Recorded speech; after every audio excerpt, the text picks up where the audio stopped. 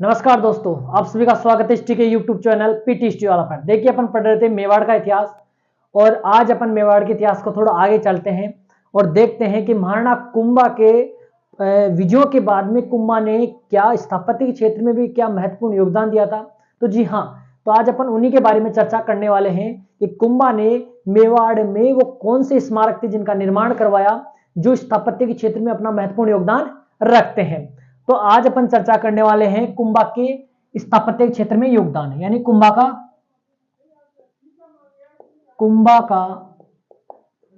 स्थापत्य के क्षेत्र में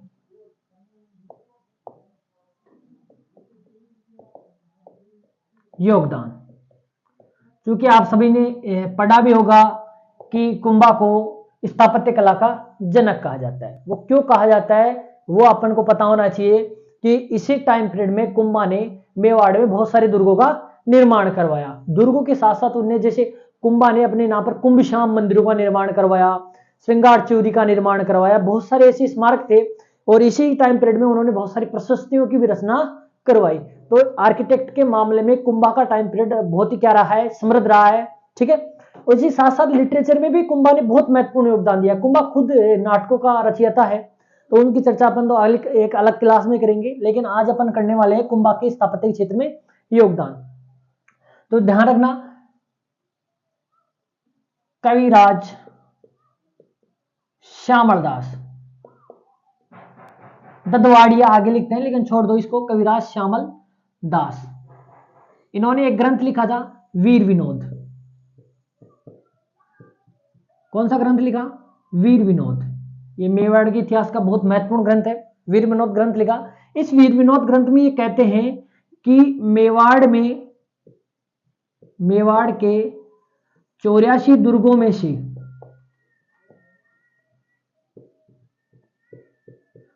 32 दुर्गों का निर्माता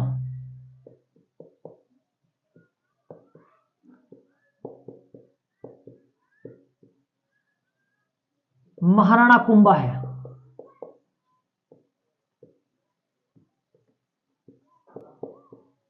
क्या कहते हैं ये? कविराज श्यामल दास का क्या कहना है?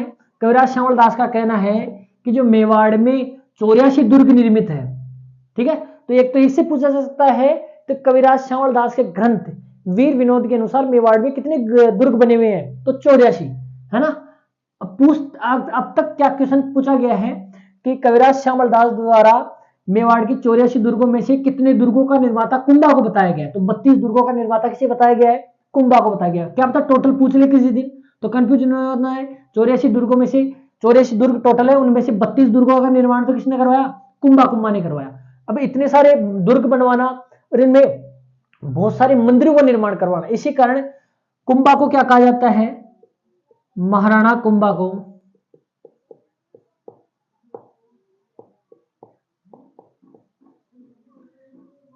राजस्थान की स्थापत्य कला का जनक है। तो राजस्थान बोल दो या मेवाड़ बोल दो, राजस्थान की स्थापत्य कला का जनक कहा जाता है। यहां पर राजस्थान ने देकर मेवाड़ भी लिख सकता है वो, ठीक है। तो ये दोनों शब्द ध्यान रख लेना, मेवाड़ या राजस्थान एक ही बात है। मेवाड़ तो है ही कुंभा, राजस्थान में भी कुंभा का बहुत महत्वपूर्ण योगदान होने का अपन कह सकते हैं कि राजस्थान की स्थापत्य कला का क्या है? जनक है। इस बात की पुष्टि, यानी भाई 32 दुर्गों का निर्माण करवाया था, इसका समर्थन किसने किया? कर्नल जेम्स टोड ने। कर्नल जेम्स टोड का कहना है कि जो कविराज श्यामल दास ने जो बात कही है, भाई कुंभा ने 84 दुर्गों में से 32 दुर्गों का निर्माण करवाया, वो ठीक है, सही बात है। ऐसा मानना किसका है? कर्नल जेम्स टोड का भी ऐसा ही मानना है। तो एक चीज तो ये ध्यान रखनी है आपको पक्की, ठीक है। दूसरी बात, कुंभा एक प्रमुख शासक रहा है मेवाड़ के इतिहास में और इसके दरबार में बहुत सारे शिल्पी और बहुत सारे साहित्यकार और विद्वान कुंभा के दरबार में क्या करते थे? निवास करते थे। इसी कारण कुंभा को बहुत सारी उपाधियां दी गई है। उपाधि की अपन बाद में चर्चा करेंगे, पहले ध्यान रखना कुंभा के दरबार में बहुत सारे शिल्पी रहा करते थे, जिनमें कुंभा का प्रमुख शिल्पी कौन था? एक गुजराती शिल्पी था, ठीक है, कौन? मंडन। कौन था? मंडन। इसके अलावा आपने ये भी सुना होगा कि जो कीर्ति स्तंभ प्रशस्ति थी उसके जो आर्किटेक्ट कौन कौन थे? तो नापा, पोमा, पूंजा, जैता, ये भी इसी के दरबार में रहा करते थे। कौन कौन? नापा, पोमा, पूंजा और जैता। एक गुजराती शिल्पी कौन? मंडन। किसके दरबार में हुआ करते थे? कुंभा के दरबार में हुआ करते। क्योंकि पता है कीर्ति स्तंभ प्रशस्ति की रचना तो महेश भट्ट और अत्रि भट्ट ने मिलकर की थी, लेकिन इसकी जो कीर्ति स्तंभ है उसका निर्माण किन्होंने मिलकर किया था? तो नापा, पोमा, पूंजा और जैता। ठीक बात है। जैता इनके पिता थे, नापा, पोमा, पूंजा पुत्र थे। ठीक है, ये चीज भी ध्यान रख लेना आप। ठीक है, तो ऐसे तो कुछ पूछता नहीं है, लेकिन आप तो ये ध्यान रख लेना कीर्ति स्तंभ कीर्ति स्तंभ के स्थापत्यकार कौन थे या उनके आर्किटेक्ट कौन थे? तो नापा, पोमा, पूंजा और जैता थे। ठीक बात है। और कुंभा का अगर प्रमुख शिल्पी पूछे तो वो कौन था? मंडन। क्योंकि मंडन जब अपन पढ़ेंगे कुंभलगढ़ दुर्ग के बारे में तो मंडन का नाम अवश्य आने वाला है। ठीक बात है। अब अपन एक एक करके कुंभा के स्थापत्य क्षेत्र में योगदान देखते हैं। तो कुंभा ने बहुत सारे दुर्गों का निर्माण कराया, जिनमें से मुख्य मुख्य अपन को 5-6 दुर्गों के बारे में ध्यान रखना है। तो पहला दुर्ग कौन सा है आपका? कुंभलगढ़ दुर्ग। कौन सा दुर्ग है? कुंभलगढ़ दुर्ग। देखो यहां पर इनके बारे में ज्यादा चर्चा नहीं करेंगे, ठीक है।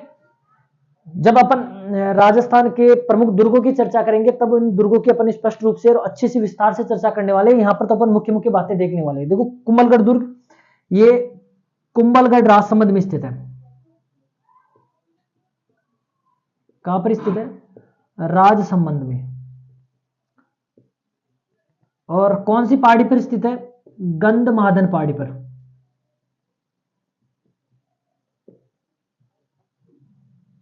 यह चीज ध्यान रखना आप। तो कौन सी पहाड़ी पर स्थित है? ये गंधमादन पहाड़ी पर स्थित है। इसके पास में कुछ 5 श्रृंखलाएं हैं, जैसे हेमकूट हो गया, हिमवंत हो गया, श्वेत श्रृंखला हो गई, निषाद श्रृंखला हो गई। इन श्रृंखलाओं से घिरा हुआ है, लगभग 5 श्रृंखलाओं से घिरा हुआ है। वो अपन अलग क्लास में चर्चा करेंगे इनके बारे में। ठीक बात है। इसका निर्माण 1448 से लेकर लगभग 1458 तक इसका निर्माण कार्य चला। ठीक है। और किस उपलक्ष्य में? तो नागौर विजय के उपलक्ष्य में।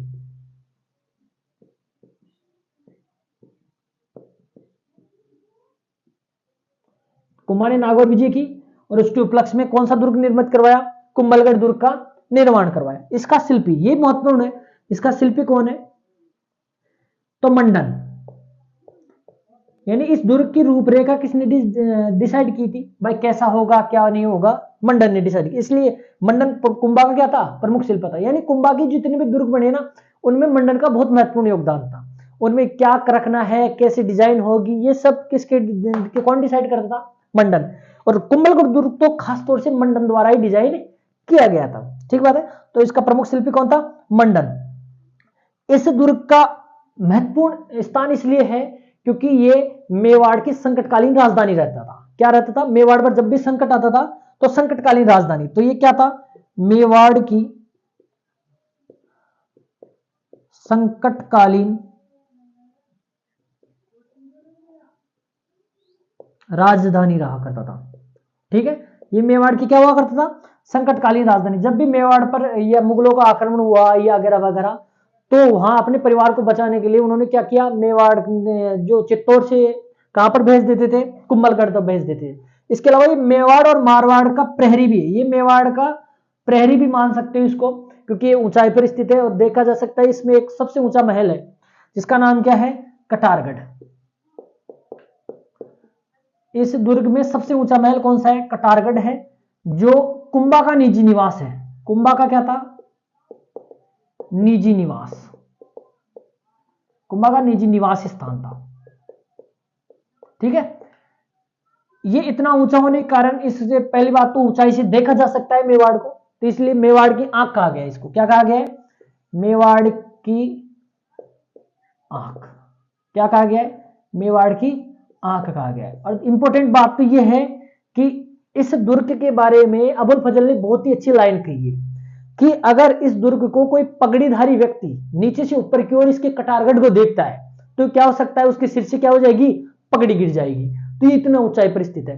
तो ये कथन ध्यान रख लेना, ये फैक्ट्स या ये किसने कहा था और किस दुर्ग के बारे में कहा था कि अगर कोई पगड़ीधारी व्यक्ति इसको नीचे से अगर इसके कटारगढ़ को ऊपर की तरफ देखता है तो उसके सिर से क्या हो जाती है, पगड़ी गिर सकती है। तो ये बात किसने की थी, तो अबुल फजल ने की थी। ठीक है, तो ये चीज ध्यान रखना। कुंभलगढ़ दुर्ग, कुंभलगढ़ राजस्थान में स्थित है, गंधमादन पहाड़ी पर स्थित है। इसका निर्माण 1448 से 58 के बीच में करवाया गया था, नागौर विजय के उपलक्ष्य में करवाया गया था। ठीक बात है। इसका शिल्पी मंडन था। ये मेवाड़ की संकटकालीन राजधानी रहा है। इसमें स्थित कटारगढ़ कुंभा का निजी निवास स्थान था, जिसे मेवाड़ की आंख कहा जाता है। ठीक बात है। बहुत सारी चीजें हैं। कुंभलगढ़ दुर्ग की 36 किलोमीटर लंबी दीवार जो 7 मीटर चौड़ी, जिसपे 8 घुड़सवार एक साथ दौड़ सकते हैं। ठीक है, जो दुनिया की दूसरी सबसे बड़ी दीवार मानी जाती है। चीन की महान दीवार के बाद में दुनिया की दूसरी सबसे बड़ी दीवार किसकी है, कुंभलगढ़ दुर्ग का परकोटा। ठीक बात है। इसके अलावा इसके अंदर झाली रानी का मायला महल स्थित है। महाराणा प्रताप का जो जन्म हुआ, बादल महल, जूना कचेरी वहीं पर भी स्थित है। तो बहुत सारी चीजें। इसी में कुंभा द्वारा निर्मित एक कुंभश्याम मंदिर भी स्थित है। बहुत सारे मंदिर, भगवान शिव का मंदिर है। ठीक है, तो ये चीजें अपन अलग से देखेंगे। लेकिन कुंभलगढ़ दुर्ग का इंपॉर्टेंस क्या था वो आप ध्यान रखना। मेवाड़ के संकटकालीन राजधानी था और इसी में कुंभा का निजी निवास स्थान था। इसी में क्या है, एक आपका तालाब स्थित है जिसे मामादेव का तालाब या मामादेव का कुंड कहते हैं, जहां पर कुंभा की हत्या किसने की थी, कुंभा के ही वरिष्ठ या बड़े पुत्र उदा ने क्या कर दी, हत्या कर दी। ठीक बात है। तो ये तो था आपका कुंभलगढ़ दुर्ग। इसमें बहुत दुर्ग जैसे दरवाजे अरवाजे इनके बारे में अपन चर्चा अलग से करने वाले हैं। अपन यहाँ पर केवल इतना ही देखेंगे, कुंभा ने कुंभलगढ़ दुर्ग का निर्माण करवाया। ठीक बात है। आप एक बार स्क्रीनशॉट लो ताकि थोड़ा और आगे चलते हैं। तो ये तो था आपका कुंभलगढ़ दुर्ग। इसके अलावा लगभग 4 और दुर्ग और ध्यान रखने हैं, ज्यादा और कुछ अपन को याद नहीं रखना है। यहीं से क्वेश्चन आ सकता है। महत्वपूर्ण दुर्ग कुंभलगढ़ दुर्ग है, जिसका शिल्पी जरूर ध्यान रख लेना है, किस पहाड़ी पर स्थित है और किस विजय के उपलक्ष्य में बनाया गया था। इस पर कुंभलगढ़ प्रशस्ति भी लगी हुई है, जिसका रचयिता कौन है, कवि महेश भट्ट है, अत्रि भट्ट का पुत्र। ठीक बात है। वो अपन पहले पढ़ चुके हैं। ठीक है, जब अपन ने शिलालेखों की चर्चा की थी तब पढ़ चुके हैं, तो अपन ज्यादा इनमें एक साथ इसमें इतनी चीजें नहीं डालेंगे। ठीक बात है। तो अगला दुर्ग कौन सा है, अचलगढ़ दुर्ग। ये कहां पड़ता है बेटा, सिरोही में पड़ता है। कहां पर, सिरोही। तो ध्यान रखना, ये परमारों द्वारा निर्मित दुर्ग के अवशेषों पर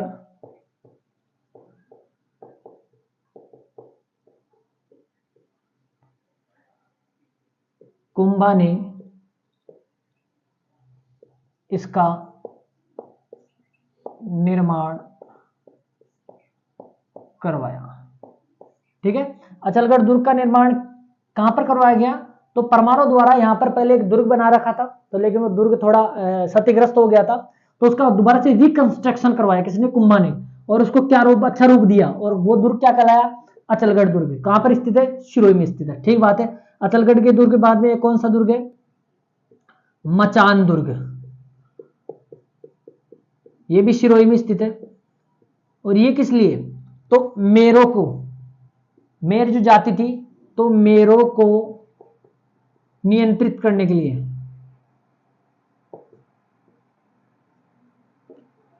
करने हेतु इस दुर्ग का निर्माण करवाया।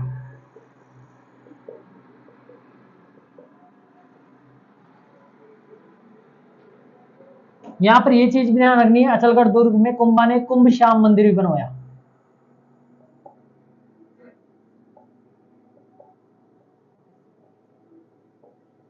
ठीक है।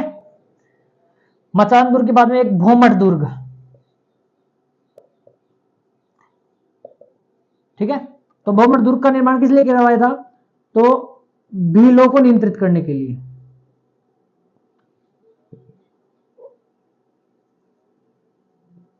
भील जाति के नियंत्रण हेतु इस दुर्ग का निर्माण करवाया।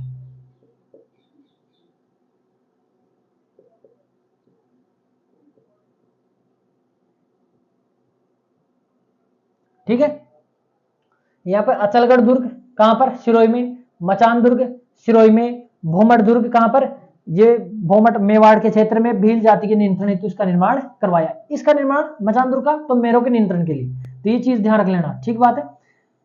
अब ध्यान रखना, कुंभा ने कुंभ श्याम मंदिरों का निर्माण करवाए, तो कुंभा ने तो कुंभ श्याम मंदिर ऐसे लिख देता हूं, कुंभ श्याम मंदिर। कुंभा विष्णु का परम भक्त था, ध्यान रख लेना। जो कीर्ति स्तंभ बनवाया गया था वो भी किसको समर्पित है, विष्णु भगवान को समर्पित है, ठीक है। तो विष्णु का परम भक्त था, तो इसने कुंभ श्याम मंदिर बनवाए, कहां पर, 3 जगह पर, 3 दुर्गों में। तो चित्तौड़ दुर्ग में भी बनवाया, कौन से दुर्ग में, चित्तौड़ दुर्ग में भी कुंभ श्याम मंदिर का निर्माण करवाया। इसके अलावा कुंभलगढ़ दुर्ग में भी करवाया। इसके अलावा किस में करवाया, आपके अचलगढ़ दुर्ग में भी।